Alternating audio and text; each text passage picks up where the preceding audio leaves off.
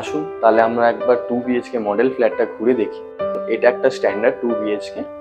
এটা হচ্ছে আমাদের লিভিং এবং ডাইনিং। আমাদের লেফট হ্যান্ড সাইডে রয়েছে কিচেন।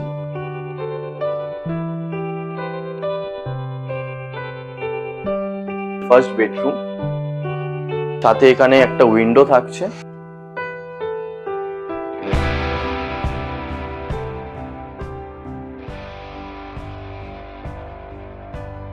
তো আমরা এখন 2 বিএইচকে এর মাস্টার বেডরুমে রয়েছি। এটা হচ্ছে আমাদের একটা হিউজ ব্যালকনি রয়েছে 3 বিএইচকে এর সাথে।